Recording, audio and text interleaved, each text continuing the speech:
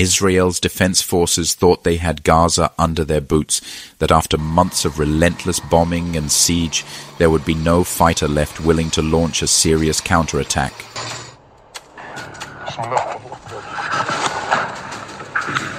But what happened yesterday in Khan Younis completely shattered that illusion. In one of the largest and most daring operations since October 7th, Gaza's defenders stormed a Zionist encampment with ferocity the Israeli army did not see coming. Reports say more than 20 fighters emerged from a tunnel system, unleashing machine gun fire and RPGs, tearing through IDF positions and shocking an army that has become overconfident in its brutality. By the time the smoke cleared, the camp was in ruins, several tanks were disabled, buildings used by the IDF were riddled with fire, and dozens of soldiers, including officers, were either killed or gravely wounded. As usual, Tel Aviv is hiding the true casualty numbers, just as they've been doing since October 7th, but leaks suggest the death toll was heavy. Eyewitness reports indicate the attack began at around 9 a.m., when the defenders emerged suddenly from underground and immediately hammered the encampment with RPGs and explosives. Members of Israel's Kfir Brigade, normally tasked with policing Palestinians in the West Bank, were caught completely off guard in Gaza's unforgiving urban terrain. Fighters targeted tanks with explosive devices, engaged soldiers in close-quarter combat, and even deployed sniper fire that is said to have fatally struck a tank commander. Mortar rounds rained down as reinforcements scrambled to the scene, and in a dramatic twist, one defender detonated himself among the arriving rescue force, leaving many dead and wounded. This wasn't a hit-and-run skirmish. It was hours of sustained resistance that reminded the world that Gaza still breathes and still fights. Let me pause here. If this breakdown hits you, smash that like button to push it out to more people. Drop a comment below. Do you think Netanyahu's war on Gaza is collapsing after this Khan Younis battle? And if you're new, hit subscribe. Together we'll keep exposing the lies and the war criminals behind them. Now, the timing of this battle is critical. Just days ago, Netanyahu's collapsing army issued call-up papers to more than 60,000 reservists, desperate to sustain his fantasy of completely occupying Gaza. But reports are already surfacing that many Israelis are fleeing instead of showing up. Some teens openly admit they will not fight Netanyahu's political wars, like Ido Elam, who told LBC's Lewis Goodall that he's refusing to be dragged into Gaza. I refuse the call for draft, even though it's mandatory in my country, because I see the current war, or better called genocidal war, as not only illegal and immoral, but as something that will risk not only the Palestinians, but my own security in right now and in the future as a whole, because the consequences for refusal, at least for the mandatory call and not the reservist call, is imprisonment. I was imprisoned when I refused for the first time. Right now, there is in prison more than 8 other refuseniks, 18, 19 years old, who are sitting out their term because they just told the army, we will not enlist. Besides that, you have the hundreds and hundreds of reservists who are refusing, and even though they are not getting sent to prison, they are still experiencing ostracization, and they are still experiencing hate. Netanyahu, the internationally recognized war criminal, went on record claiming the conquest of Gaza would be swift and decisive. But ask yourself this: if it was truly swift, why has Israel been grinding for almost a year, losing soldiers in ambushes and firefights, while still failing to break the will of a besieged and starved population? Activist and attorney Stanley Cohen told RT that Netanyahu will sacrifice any chance at a truce just to extend his grip on power. Hamas agreed to the proposal, the interim, at least an interim peace accord, which would have produced an equitable exchange of the Palestinian hostages for the Israeli prisoners. And Netanyahu was desperate to see that get flushed away from day one. And it's interesting because Netanyahu, in your recording, just spoke about a generational mission, when in fact it's a generational genocide. What we are seeing here today and what we have seen, not just for the past 2 years, but for decades, is the worst and the most prime example of genocide under the Genocide Conventions since World War II.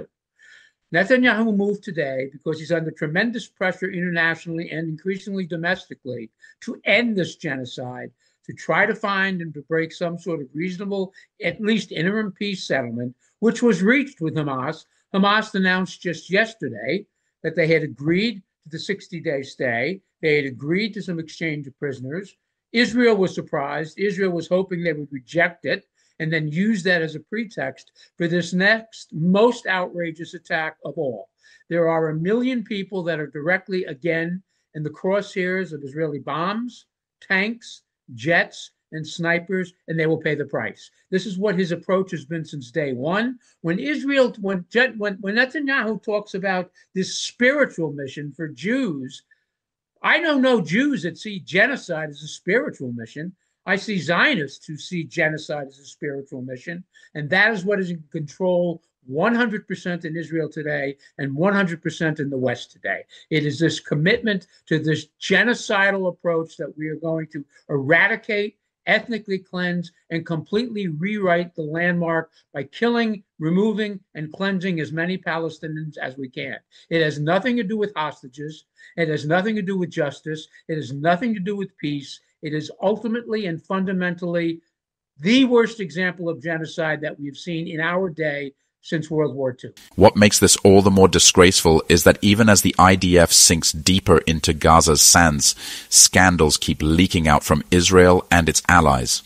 Max Blumenthal recently highlighted a shocking case involving the Las Vegas government and a convicted pedophile who managed to flee justice by hiding in Israel. One of the directors of Israel's National Cyber Intelligence Directorate, who works directly under the office of Benjamin Netanyahu, Tom Alexandrovich, was at that conference. He held meetings around the conference with FBI agents. Is this an American or an Israeli? With NSA agents. He is an Israeli citizen who works for Benjamin Netanyahu, actually won an award last year, according to the Jerusalem Post, for playing some role in the assassination of Hezbollah leader Hassan Nasrallah through some technology he helped create. So we're talking about a high-level official, an important figure in Israel. His name was not known to the public before he went on an adult dating app, was caught in a sting by a police officer posing as a 15-year-old who said, "Will you take me to Cirque du Soleil and bring a condom?"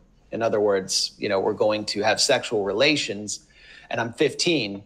So he goes and does that. Many others are caught in the same sting. It was a federal sting, meaning Sigal Chatta's office should have been involved in it.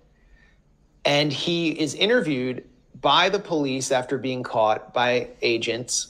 And he said, "I'm desperate to get back to Israel. I am very embarrassed and I miss my family." By drawing daily sketches, you can develop discipline, improve your skills, and foster new ideas.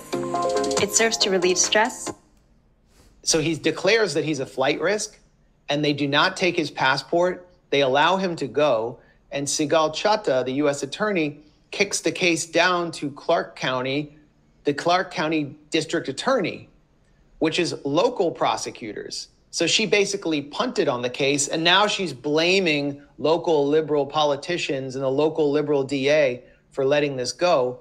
But she had no interest in the case and punted on it.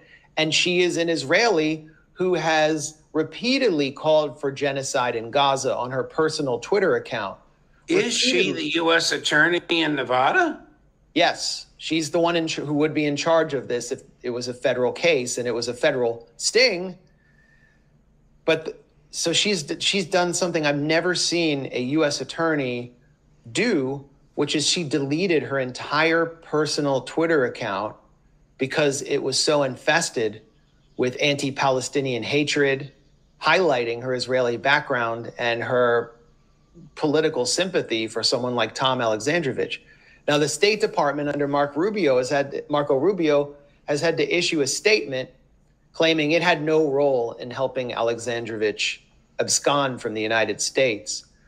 But we still haven't been told how this happened. So that's where we are. Gaza's fighters proving once again that Netanyahu's war machine is not invincible, no matter how much propaganda Israel pumps out. Now I want to hear from you. Do you think this battle in Khan Younis marks the beginning of Israel's collapse in Gaza? Drop your thoughts in the comments. I read every single one. And if you found value in this breakdown, hit that like button, share this video so more people see the truth, and make sure you subscribe. Because here we cut through the lies and hold war criminals to account every single day. God bless you.